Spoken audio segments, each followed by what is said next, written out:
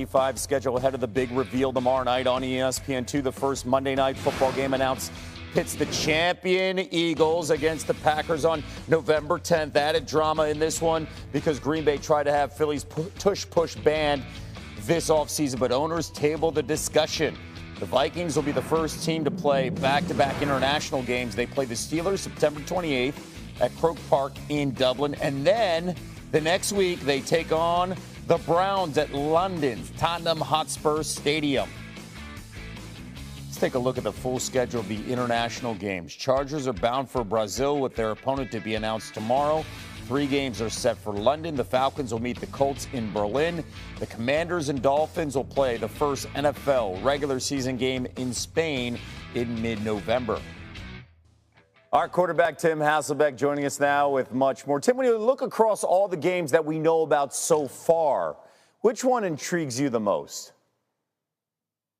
I feel like I'm always talking Eagles when I'm on with you, Kevin. Look, I'm going Week 10, Packers and Eagles, Monday Night Football. And look, I just think when you look at these two teams, for me, the favorite in the NFC East is the Philadelphia Eagles. The favorite, in my opinion, in the NFC North is the Packers. And so I think 2 really good quarterbacks. I think 2 defenses that are going to be hard, for people each and every week. And it seems to be like these teams also play competitive games anytime they get a chance to play against one another. So I look at that matchup, and then you throw in that little drama about the tush-push and should it be part of the National Football League. Look, everyone's going to tell us that it's not a factor. People aren't talking about it. I guarantee you that it's something that gets talked about in both locker rooms heading into that game. Oh, that'll be a theme, I'm sure, for Nick Sirianni and Jeff Stoutland and that offensive line. So last year, the Eagles opened up the Packers season with a win. They closed the Packers season with a win in the playoffs as well. All right, last week on the show, we had you on. We talked about the rookie class here, specifically when quarterbacks making an impact. You liked Tyler Shuck in New Orleans. Coming off the news that Derek Carr is retiring over the weekend now, where are you when it comes to the confidence in the 25-year-old Shuck potentially being the #1 guy with the Saints? Yeah, I think he will be the #1 guy with the Saints, and I think he finds himself in a really nice situation. There's good talent around him in New Orleans. You mentioned his age. He is a little bit older than most guys that come out of college.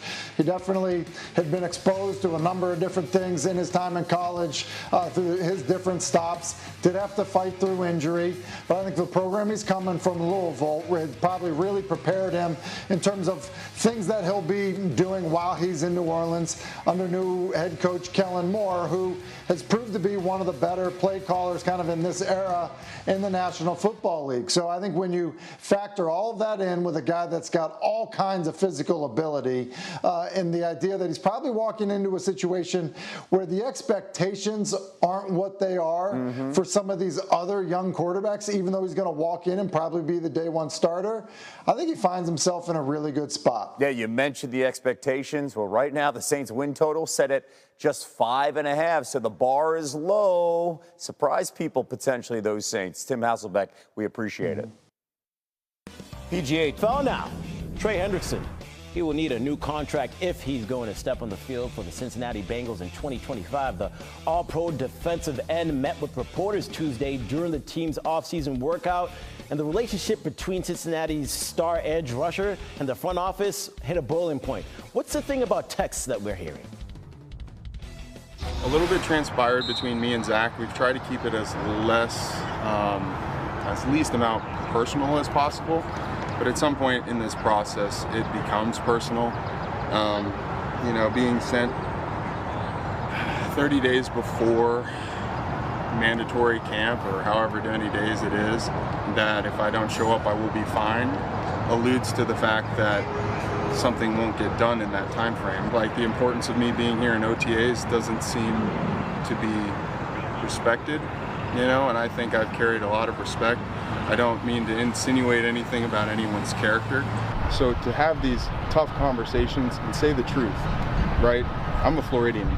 So there's unprovoked shark attacks and there's provoked shark attacks.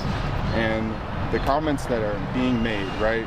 Whatever happened at the combine, whatever happened at the owners' meetings, and the text I got yesterday, this is not something where I'm just twiddling my thumbs thinking, oh, how can I get the next one up?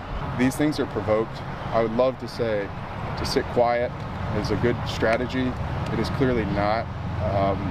Players have done it all over the league. Is there any way in your mind, Trey, that you would play this year on your current contract and just play it out?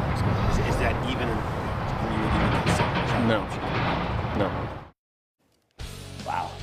Hendrickson has only been in Cincy for 4 seasons, but it's not hyperbole to say he's already one of the best pass rushers in franchise history. He's already 3rd on the all-time sacks list in Bengals history after totaling 17.5 sacks last season, becoming the first Bengal to lead the league in sacks since it became an official stat in 1982. See that?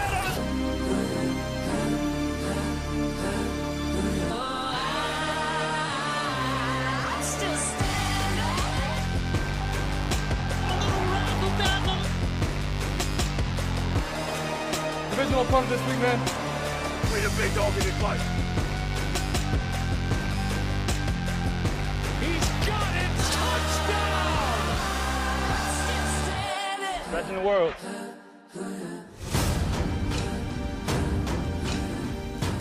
Book your flights. The NFL released its international game schedule. 7 games in 5 countries, starting with the Chargers against a team to be announced later in Brazil. Hope they tell them soon.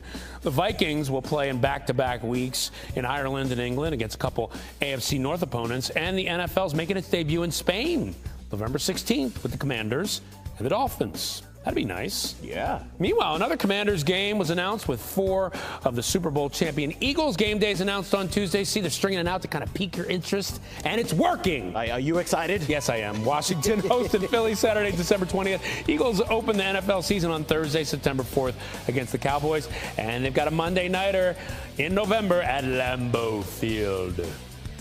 Hey, by the way, let's see how the Eagles fared against those 3 opponents last season, shall we? With a smile on my face. Here's the Cowboys-Eagles, December 29, 2024. Saquon passing 2,000 yards on the season with that carry. He finished with 2,005, 8th most in NFL history. Later in the game, watch this. Tanner McKee, 3rd-string quarterback, throws to A.J. Brown, first career passing touchdown, and A.J. throws it away. A.J.! Come on, A.J. But A.J.'s like, hey, please, man, I'll give you my jersey if you give me the ball back. The exchange happens. Eagles clinch the NFC East with a 41-7 win. Everybody's happy except the Cowboys. All right, the Eagles began their playoff run against the Packers in the wild-card round, and on the opening possession of the game, Jalen Hurts has so much time in the pocket. It's like he's playing Madden on rookie mode. Finds Jahan Dotson for 6, and they never look back. Later in the game, Dallas Goedert, he's throwing stiff arms that would make the power slap jealous. Eagles won 22-10 and would march in the postseason. 2 rounds later, NFC Championship game. Eagles hosting the Commanders, and Saquon went off. First play from scrimmage. Barkley